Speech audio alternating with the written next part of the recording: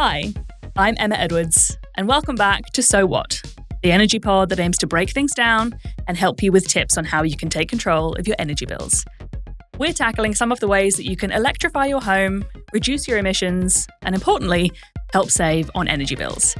So what does a fully electrified home really look like? And how does technology play into that within the home? One person with experience in both departments is Darryn McShane, Origin's Head of Product Development. Darryn, welcome to the podcast. Thank you. It's great to be here. Talk to me. Fully electrified home. That feels like a big commitment. What went into that? Tell me what that means. Yeah, I mean, it can be a journey. I can probably speak from my experience. I've just gone through the process and we've just got the keys to a brand new house on Friday. Congratulations. And thank you. Yeah, very exciting. And yeah, we had the journey and we had that vision and goal of having an electrified home. And what does that mean? In simple terms, it's just a house that doesn't have gas. So let's start with your role at Origin, first of all, because you're kind of the electrification master in your personal and professional life. What does your role at Origin entail? Yeah, no problem. So as head of product for in the electrified team, it's a pretty simple role. Like we help our customers to electrify their home, get the most out of those electrified assets and show them that everything's working as it should. Okay. And then in your personal life, you've obviously taken on this huge project to go fully electric. What sparked your desire to take on such a huge feat? Yeah, it's probably twofold. I mean, one of them is I'm an energy nerd, so I really wanted to see what was possible. And going through that journey has taught me a lot about what a customer goes through to electrify that. And the other one is really about reducing my carbon emissions. And the last one is about energy savings. Like today, it is really possible to really reduce your costs by electrifying your home, generating all that power from solar energy on your roof, storing in your battery, powering your car, powering your cooking, powering your water, all of those things. These are all possible for everyone today. So maybe you can take us through maybe some of the key electric elements of your new home and maybe talk us through some of the areas. You mentioned solar. Are you collecting solar? Are you storing that in the battery? Are you charging your car? How are you living differently with everything electric? Yeah, if we can talk about the planning process, it was really starting with that goal, like having a fully electrified home and then going through all those major assets in your house. So you think about cooking. A lot of people have gas cooking, so you think about induction cooktop. Heating, your water, a lot of that is gas. So we were really thinking about using a heat pump and electric hot water system. These things are amazing, like 400% efficiency. So pretty amazing piece of technology to heat your hot water. Heating your home. I live in Melbourne. Melbourne can be a little bit chilly, but it's possible to heat your home with heat pump heating and cooling. And then you have my car. I drove here today in an electric car. So, what's better than driving on sunshine? So talk me through how all of that technology connects within the home. So it's really quite simple. All of that sunshine powers your home through your solar panels. The solar panels then charge up your battery. It heats up your hot water system. And then when at nighttime, once the sun goes down, you start using all that power from your battery to heat your home, to cook your food, or any of the other electrical appliances that you've got in your house. So it all starts from the sun into your battery, into all of the appliances within your house. So there's a real, in some ways, lifestyle payoff as well as the footprint payoff, but also a financial payoff. Talk to me about some of those, financial benefits once you electrify certain parts of your home. Do some parts have more bang for buck than others? Do you see a reduction in energy bills? What does that look like on the bottom line? Because obviously this is top of mind for so many people. Yeah, I mean, if you think about solar electricity, Australia leads the world in solar penetration. There's probably 25% of Australians have solar. They're already getting the benefits. And you're literally generating energy from the sun that you can use in your home. Once you've got that solar being produced in the home, the next thing to do is think about storing it in a battery. Those two decisions can really reduce your bill. For me in my home, it's gone from, plan to my bills probably would have been in the order of, $3,000 a year, which is, a family home. That's definitely pushing up there. And I'm really targeting something in the hundreds of dollars a year. So these do have really good financial paybacks. the moment, there's a great federal government rebate. I recommend everyone to have a look at. Can reduce your battery cost by about 30%.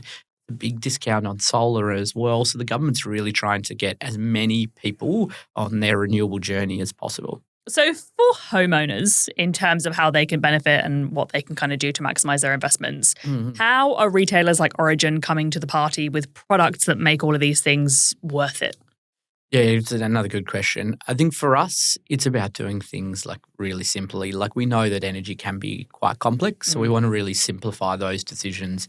We've got a great business in Solar Quotes, which helps people make the right decisions about choosing solar and battery. When we think about what Origin does as a retailer, and many retailers out there do that as well, is once you've got all these assets, customers are looking to make the most from these assets. That's maximising self-sufficiency, so using all of that.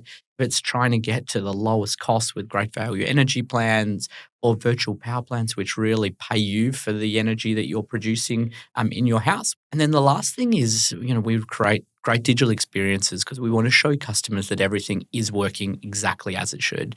Like these are black panels on the roof and a box on your wall. It's really hard for consumers to know they're working. So we want to do that and then tally that up into savings so people we can reinforce how much you're actually saving from those assets.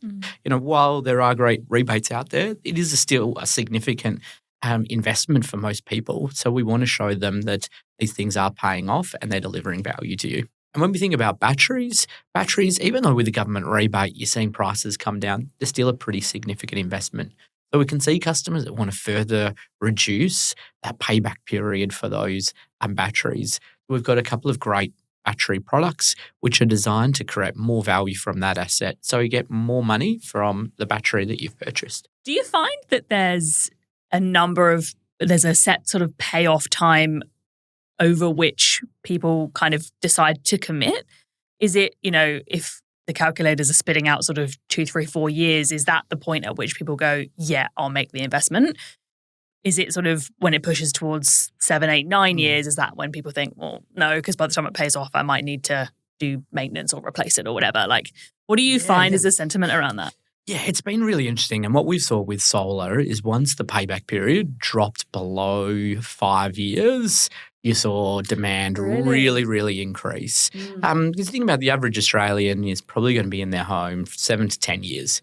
So for me, to make that decision is, are you going to be in your home for 17 years, which is most people, then these are great investments. If you're moving out in 6 months, probably wouldn't recommend putting solar on your roof right now. And we also see it's dependent on state and also your home, the way that you use energy in the house. Queensland's pretty sunny, much shorter payback periods. South Australia has pretty high prices, really good payback periods. But in Melbourne, while we don't have a huge amount of sun, working from home on a few days a week means I'm home to use a lot of that energy. Having an EV that is sitting there and being charged from the sun means that the payback period for solar for us with battery was definitely under 10 years. Yeah, great. Especially when you're getting that petrol saving as well from not. Yeah, 100%. Not to, especially when it's pretty cool to tell your kids, like you walk outside, you say, like our car is literally being driven from the sun that's generating the power that's from the panels on our roof and plugging into the car. Like it is pretty amazing technology that we're dealing with right now. When you talk about that difference by state in the sun, do you need pure sun or does daylight do it? Do you need it to be glaring sun like burning me or? Yeah, well, that's another really interesting one. Like, as long as there is any sort of ambient light, your solar panels that generate, they are really efficient and getting more and more efficient. Obviously, a sunny day around 25, you're probably maximum efficiency. Okay. Anything above that, they start to drop a little bit. So those scorching days drops a little bit.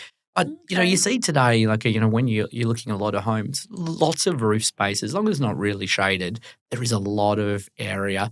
And you speak to really good installers and they will help you to design the system that is right for your home consumption, also right for your roof to maximise those savings. Yep. And some people, it's about, where you are on your journey. And this is why, again, it's good to talk to your installer about what your plans are for today and also for the future. So again, go through that journey, think about what's important to you. And obviously budget comes into it for a lot of us. So, it's that right, that decision around what do I need for today, what do I need for the future and what's within the budget that I can afford.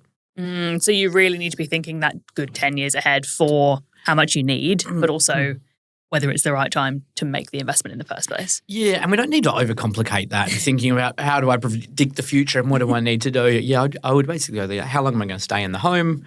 How much is my bill today? I'd do a quick audit of my assets, and then I'd get onto an installer that can help you make it really simple, get a few quotes to make sure that you're making the right decision, make sure that installer is someone that you can trust to do a great job, and it's also going to be there if there's any problems down in the future. And also that person that you want to have back in your home when you make that second and third decision. Like, we do find most people aren't fully electrifying their home on day one. It is a journey. It gets solar and battery, probably the first step, and then they're thinking about a heat pump, and they're starting to think about heat induction cooktop, and maybe an EV somewhere in the mix as well. So are we in the future now? Is this what we've been working towards, or is there more innovation to come? Yeah, that's another funny question. Our team used to be called Future Energy, and about a year ago, we were all had a joke internally that this is really now energy. Like, this is all today. Like, you can generate solar from your rooftop, you can put it into a battery, you can use that same energy to heat your hot water. All these things are today, and the same thing with like that product like EV Power Up. I mean, that's using technology that looks at wholesale prices, that looks at the solar on your roof and tries to work out the best decisions. Like, this is all now. Probably the next frontier that we're seeing now is vehicle to grid. And so we just announced a vehicle to grid trial, and we're like, what is vehicle to grid? It's really a simple concept that that energy that is generated from the sun can be powered into your car, and you can use that energy to power your house, or from sometimes actually export it to the grid, like I said, when those prices are really high. I mean, that is the new frontier. So we've just announced a trial that we're doing some work with a couple of manufacturers on that. But you think about that car, I don't know about you, but car is about 3 times the size of an average battery. The battery in your car, 3 times the size. So a really large battery. And we don't drive our car a whole lot. I catch a train into work. We walk or cycle a lot of places. Most people's cars are literally stationary for 90% of the time. And a lot of that time, it's sitting in the driveway, being underutilized. So what better way of using that battery as more storage on wheels? So this would sit alongside your home battery? Yeah, it really depends on the person. So you can imagine if you're a renter and you don't want to invest in a home battery which is stuck in the house, it's a pretty good choice. For people that have a second car, what better way? The second car gets driven even less. And, when you think about when you need power, it's in the evenings, and my car's sitting in the driveway in the evenings when I need, the power for my house. So really it is about, needs for different people, but it's another great asset that you can get more value than just using it for driving the family around or using it from getting to A to B. And who doesn't want to get more value from, their investment? Cars aren't cheap. Like that it is a big investment. Yeah, that's the other sort of side of it, isn't it? There's the home investment and the payback period for that. And then there's the car investment or the vehicle investment and the payback period for that. But 100%. It sounds like there's this sort of circular energy future or present that's kind of coming out of all of this. 100%. Yeah. I mean, when you get an EV, it's pretty shocking to just never drive up to a petrol station again. Yeah. And then when you think about, I want to get my 7-Eleven coffee. Well, that's right. No more 2-for-1 Mars bars. I don't. I don't think they do those anymore. Yeah, right. But yeah, it's a real change. Like, that expense that you had at the petrol station, we see with EV Power Up, and just to go back to that product, it's literally $5 to fill up your EV. Wow. Like, that is a lot cheaper than the last time I went to a petrol station. That is real savings. And then being able to use that same energy to supply the energy within your home, you've just got that, additional battery storage capacity. Amazing. Darryn, thank you so much. This has been so interesting, and I can't wait to hear more about your fully electric home. Well, you have to come around and pop in for a cup of tea. An electrically boiled cup of tea, I assume. Will be. So What is the show that helps you with tips and tricks on how you can take control of your energy bills, and it's brought to you by Origin. If you enjoyed this chat, you can listen to other episodes or just hit follow in the podcast app you're in right now. See you next time.